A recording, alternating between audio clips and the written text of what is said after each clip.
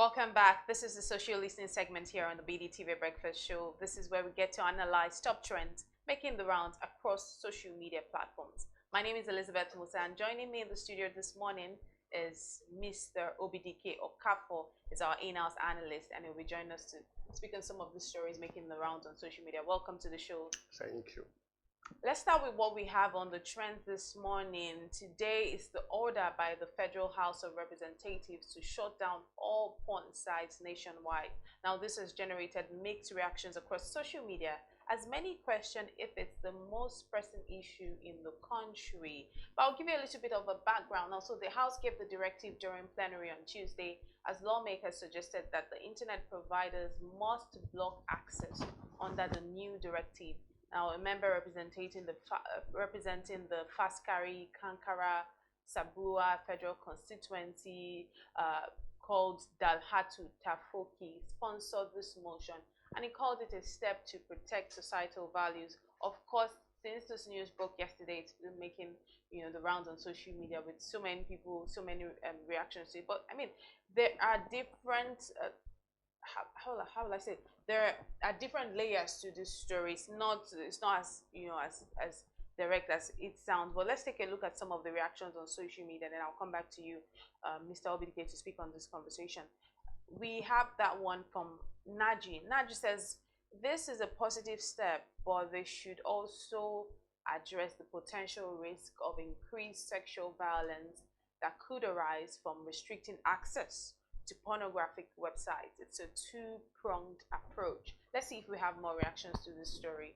Tam Gunubal says there are far-pressing issues that need radical attention and reform. But still, it's a great move, and as it is likely to promote increased productivity among our young population, it could also lead to possibly negative externalities like increasing the risk of sexual assault and molestation or rape as they seek to gratify their their needs through alternative means. Let's see if we have more reactions to this story. Joshua Eze says, interesting move by the reps. I support regulating pornographic content, but is there a way to block it even on Twitter? I'm curious about solutions. That's according to Joshua Eze. I mean, you've seen all of the comments on social media, rather. I'm sure you have your own reactions. What did you make of this story when you saw it? It's, I don't blame people for saying is this the most important thing, but it's actually important. Societal values are key. In Lagos State alone, the Lagos State government complained that between September last year and July this year, there was an increase in sexual violence. And 90% of those affected in adults were women, and about almost 50% of those in children were girls. So when you look at it, the statistics will only grow scarier, and one of the main source or foundations of where this sexual violence exhumed from is from consuming pornography. And it's mostly young people that it starts from curiosity about their sexuality, and then it increases into, so instead of them to look at the right places to learn, they look at the wrong places, which includes pornography. Pornography is extreme. It's not real. Half of the time, it's not real. What are the right places, if I may ask? So you have sex education. But many parents don't give their children sex education. So that's why I said that's why I said the issues are on a very long thing, for lack of a better word to use. There are so many things that are not being addressed. There are so many gaps. So if you stop one, you still haven't addressed the other things that are linked to it. Starting from the foundation, where it all starts from a child being curious about their sexuality, and then looking for other means. At the end of the day, most people get misled. That's why, if you notice, the high rate at which young people are interested in things around sex is alarming.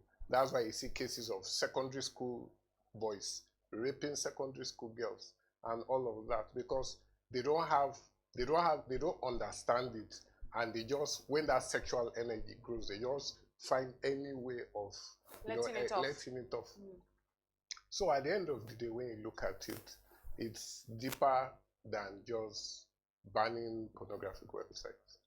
It's a good move, but there should be the rule, or the whatever they are planning should include other things that will go all the way down to the basic sex education for a child when they are growing up. So they should put all these things into consideration before just jumping into saying, let's ban pornography. It won't change too much, because even if they ban pornographic websites, if you go on social media, TikTok and all those things, it's everywhere. Like it's sometimes when you open social media, you see something or hear things. When you hear some things, you just keep scrolling, that kind of thing. So so that is like, if you ask me, just like just touching one place when there are like a million and one things to address at the same time. I hear you when you say that there's so many layers that they need to address. I think parents also need to realize that they need to not shy away from sex education anymore. I know you're a parent. I'm hoping that you take the time to educate your children. I've actually started. Because I remember when I was growing up, I know that there were some conversations that really just seemed like we never had. It wasn't even like a thing that it just seemed like we never had. We just kind of learned. Thankfully, some of us just went to schools that, these conversations, we have it. Again, not even directly. Maybe it's a few lecturers that, teachers as at then, that will probably, talk about certain things. But it was always in an indirect manner. African culture, it seems like, we're doing too much to, speak on certain issues. So I remember some teachers would probably say things like, all these boys and girls that are doing this thing, if you do this, you get pregnant, all those type of things. It wasn't even a conversation which was had directly. And then I know that we also have to, I know that during our biology classes as well, when our teachers would lecture and they'll say these things like X and Y and all of that stuff, they used to use indirect means to, make sexual conversations. Again, at those time, it wasn't even as if they were even doing it from the point of sexual education. They were always making us, I will be honest with you, with the way they went about it, they would even make you curious to know what they were saying. They were doing it like something like some sort of thing that, encoded thing that is sweet, that everyone. So it wasn't like, oh, this is this. Oh, when they're saying all those, because I can't remember clearly now, but if I just remember when my lecturer then, I keep saying lecturer, when my teacher then would say X, Y chromosomes, and then he would start talking about certain things, and I know some naughty boys then, some of my naughty classmates will probably say, sir, is there, there's some kind of question, and the man will say, Petrus, I'm not answering that question. And then, everyone will just be like, it seems like you're now more curious, and then after the class, everyone is saying so many things that you realize, like, so where did they know all of these things from? So it would have been better if the man is more open to speaking about it, in class, than, trying to just scheme around it and making it look like some untouchable. When we were younger, they will tell you, if a boy touches you, become pregnant by mere touch. How that makes any sense? It didn't make any sense to me. But these days, people learn everything on social media. Everything. And social media should not be your parent or your teacher. But unfortunately, social media is the parent of a lot of young people. I like how you said unfortunately, because it has become a problem, because what we have is what we are having out there now are young people that don't listen to what their parents would say. They don't necessarily, they're taking all of their training from social media. And we've seen how the detrimental effect of that on our society, because there are people now that are very impressionable young adults that they don't have a mind of their own. They're moved by, some of the quote thoughts leaders. And who are your thoughts leaders on the social media? Who are those people that you're looking up looking up to, in terms of that you're seeing them and you're listening to them, and because let me tell, social media has a way of just helping you form some sort of ideals. It helps you form some ideals. You don't even know you're taking it on. So when this person says this thing and you're following this person closely, you begin to think that way. You begin to do. Now people don't even necessarily listen to what their parents have to say and all of that. And of course, we know there's boarding schools. How many times do you even get to really, spend with your children? So again, I think that at the end of the day, the foundation has to be really solid, because the quality of people that we see out there, you realize that when the foundation is solid from the start. So even when you get to the point where, like I said, now it's like social media is becoming the teacher, where is your thought leaders or your overlords that are now helping you form your opinion. Do you know that you see in comment sections, some things are happening, people get to comment section, you can tell that they did not think through whatever post. They start forming their opinion from the comments that they are seeing. Like, they did not think through it. When I read comment section at times, I realize that it's possible that this person hasn't even watched this video till the end. Maybe the conversation, for instance, if I'm seeing, I don't want to mention any name, if I'm watching a certain podcast and this person said this, you didn't listen to the end, you didn't watch to the end, you didn't hear the, but most people just start forming, and that's how misinformation is passed. That's how people start forming opinions that are not valid, that are not going to even add any value whatsoever to the society. And it's truly terrible. It's truly terrible. I feel sorry for a lot of young people, because the kind of education they are getting from social media is not right, but what can I say? Well, speaking of social media, let's move on now. Adegoke Idoluwa, popularly known as Ifelov, who is also a skit maker, content creator, so to speak, has called out as skit maker fiancé Ogunleye Babatunde Olamide, popularly known as Oluwadollarz, over alleged infidelity. Ifelov, who was a few months ago proposed to by the content creator, took to a verified Instagram page on Tuesday, which was yesterday, to reveal details about their troubled relationship.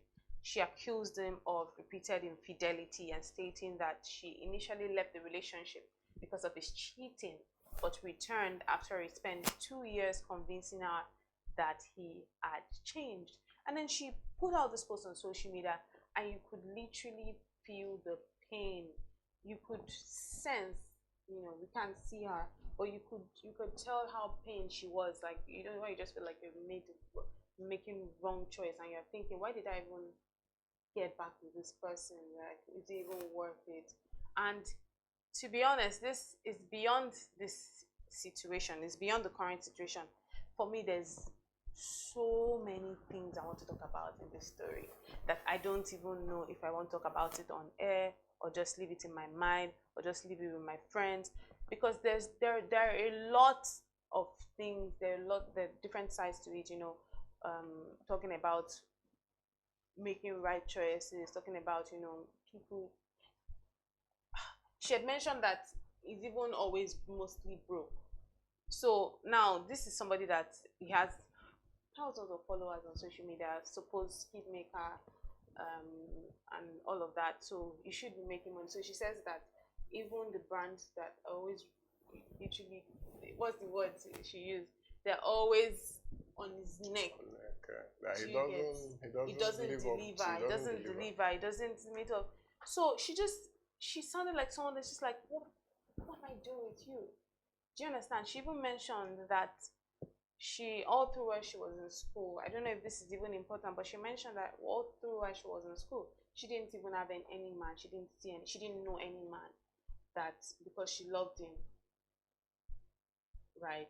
And then she, got with him, and she talked about how all of his actresses, because you know how the skit makers, they always have this funny skits where they do it like, oh my, this. I will find those skits funny, like funny, the other type of funny. So she says that she got into the house one day, and then she saw one of those actresses hiding in the bathroom. Like, why was she hiding in the bathroom? why would she hide in the bathroom if there is nothing? And then she said many times, according to her, all of these things are allegedly. So she said that every time she goes to, like, she catches him in some sort of compromising situation, he's quick to say, it's my actress, they are my actress, it's my actress. It would be interesting to hear his own side of the story, though. But I mean, with everything she has said, it seems like she's already said a lot, because they have a child, right? Together, and she says she takes care of the child. She takes care of the child. It's just a lot. Let's see what the people on social media are saying about this particular story, which has made the round. Sosik says, once a cheat, forever a cheat. You don't give a cheating partner a second chance. They don't ever change. What do you think about that? I'll come to that. Let's see more reactions on social media to this story. Willie says, relationship ain't easy.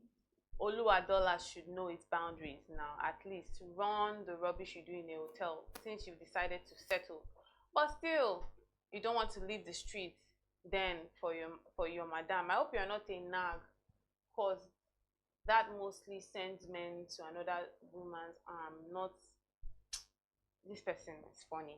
Not that I support him, but let's see more reactions to the story. Amy says, if you forgive a cheating partner, joke's on you. You had time to leave. You chose to stay. And now that it looks like he has fallen in love with someone else and probably not going to marry you, then he's broke and you're not done. Sorry, but it's what you chose. Wow, Amy, wow. So that's how people are reacting. You can see the myriad of responses to that story. One person says, once a cheat, always a cheat. I mean, when it comes to topics of relationship, matters of the heart like this, I find it very,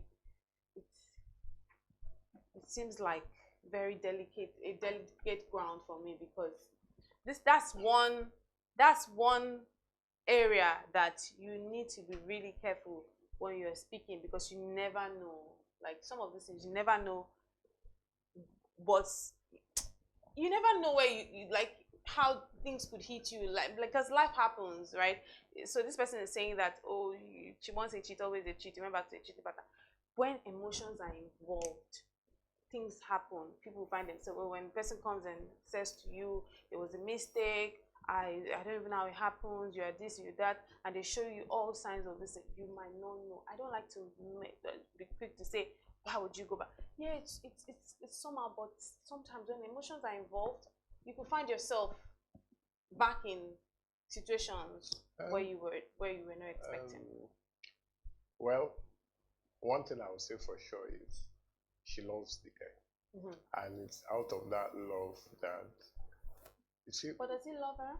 So that part of him loving, okay, he loves her to an extent. Why did I say that? Why did you say so? Because for him to constantly pursue her for 2 years to come back to him. 2 years is not a long time. No, what I'm saying is, trust me, if he had no interest, he wouldn't even bother. But for the fact, really? Yes, he wouldn't even bother. But because maybe there is a connection, this is a connection, emotionally and all of that. So he's like, let him just, keep going back and all of that. But like I said before, all these things are foundational. I've worked a lot of, I've seen some of the Oluwadollarz kits. And when I see these kits, most of these kits don't, I'm always like, I only work them because in my mind, I'm like, all these people that they are talking about this person, let me just see what this person. And I look at it and I realize that most kits have the same themes. It's about women, it's somehow related. At the end of the day, it's still related to seeing women as sexual objects.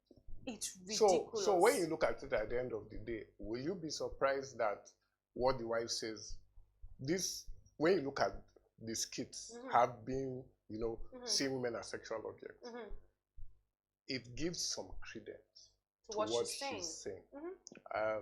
I'm not siding anybody, but the truth is, half of the time when a woman comes out to complain, people always lean towards the woman and all of that. But based on observation. Do they always lean? Because those comments we read, what I was seeing were people that were saying that are actually saying, why did she go back, you know, to him once you're a cheat? So the bottom line is they are still leaning towards her, but they are angry with her for going back.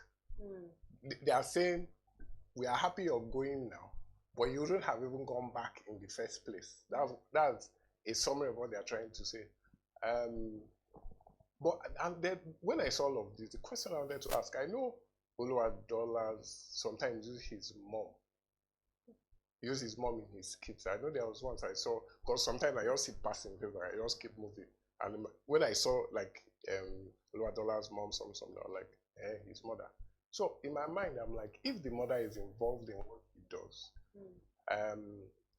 I think parents shouldn't get carried away by their children's success or money. Because I think that Nigerian parents, that's their problem. I feel she should have, helped, balance things out. But irrespective of what the parent does, an adult is an adult, and an adult to do what an adult will do. But you remember what I said to you about the foundation, right? Yes, it's part of the foundation. Always from the foundation. Many times I always have conversations sometimes with a couple of my friends and my siblings, and then we talk about the fact that so many of the things that now, some of the decisions we make, or some of the things we do or don't do, we say that, you see that my mom doesn't see me every day to say, oh, this thing, what you're doing is not nice. But it's because of how we've been grounded from, the start. We just know, we now have, we have our own identity. We just know, oh, this is something I could do. This is something we can make meaningful judgment. So when you're saying her right now, she said, if she didn't do it from the start, like, how is she going to do it? Because there's so many parents now that I realize that they don't even question income. True. The moment you start giving them XYZ amounts, you become the favorite child without even suddenly, if they had a favorite child, because parents, I know people don't like to say that, oh, this is your favorite child, but suddenly, if they had this person, which was, or if they were just being, they are tilting towards it. Oh, may God bless that. Where is it coming from? They don't know, because it also tells you something about our society, that our society, the poverty has eaten deep, that people are now moved so much by money. So look at his name, Oluwadollarz. Like the moment he started making some sort of hitting money, I don't even want to make conclusions, but I can imagine how, like, in his home, in his house, people that come from like very humble backgrounds, you just go and you're like, oh, living la vida loca. Many people will be hailing you like, oh, we came from the trenches. I remember when we were starting, question the source. I mean, not even question the source, like just focus on your own. There's so many people that will start comparing, so you don't even know what this is. You don't, like, I'm not one person that thinks, oh, because you have money, then everything you say is yeah and amen. Do you understand? I have to see your values and what you stand for, right? So even if I see all the content creator, how Nigerians, you see comment sections and you see people say anything and they say, how much money do you have that you're saying this thing? Oh, what does that have to do with anything? Is money now the standard for value? No, but content creators actually make a lot of money from YouTube and everything, and from social media. One of the things I pointed out from what she said was the fact that when he has money, he just tends to blow it off. Which is understandable, because at the back of his mind, when he blows the money, he can always go back to where. But that's also something that we need to talk about, because they've often spoken about money habits. True. That some of the things that we do, how we spend our money. Again, I'm still talking about this foundation thing. So if you come from a place of not having, it's two things. If you come from a place of not having at all, the moment you have, you think, oh my God, all the things that you always idealize. Like when we're young, you see people with some kind of like, and you always want it. You just feel like, let me spend it, let me just do it. There's that. There are two extremes. Then there are the people that, oh, because of that, they're like, get very protective of money, you're stingy, you don't even want to spend. You've seen those kind of rich people that is like, oh, what's going on? So, but the bottom line is people need to find a balance, and all of these things, it comes from the ideals that you're brought up with. Because yeah, when you now start making money, you don't want to be the person that blows it off because you're like, oh, all the things that I've always had. When I remember, I used to see people in range. Now I can buy a range, and then you do not even make any investment, nothing in place. Yeah, money will always come back, right? If you're doing content, if you're doing this thing, you would always make money, but you also have to know how to spend your money judiciously. Because again, it's not a stable income. No, it's not. Right? It's not a stable income. It's an income that comes it comes in a very huge, like a large chunk.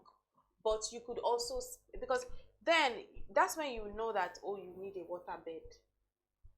When you've never thought about it. I mean, suddenly when when you're very rich, there's so many luxuries that you start seeing as a necessity, that before that time you were not seeing as a necessity. So all of these things also go back to some of the ideals and how we just were brought up, some of the things that formed us. It just helps us to strike a balance.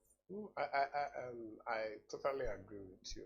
The one thing I'll just say is most young people look up to celebrities, entertainers, influencers. Right. And then people on social media as people who they look up to for inspiration, how to live their lives and all of that. But I think young people they need to get new role models and live all that, because half of those things, some of those people, the lifestyle that you see on social media, it's fake. It's not even real. So it's important that they understand these things so that they don't always put themselves in trouble. Bro, you've spoken well. I mean, this conversation, we could go on and on and on and on. But back to the story itself, I'll just be looking to see how this entire thing pans out, because there's really nothing that we can say. We're just going to speak and speak, and that's why I like the areas that we've touched in terms of just talking about foundations and all of those things, because just come and analyze the fact that her partner is cheating on her and her ranting was not just enough. There is the deeper angles to the story, which we've spoken about. So thank you very much, Mr. Obidike Okafor, for your time this morning. It was truly a joy speaking with you. And that's how we bring you to wraps on the social listening segment here on the BDTV Breakfast Show. My name is Elizabeth Musa. Keep watching BDTV.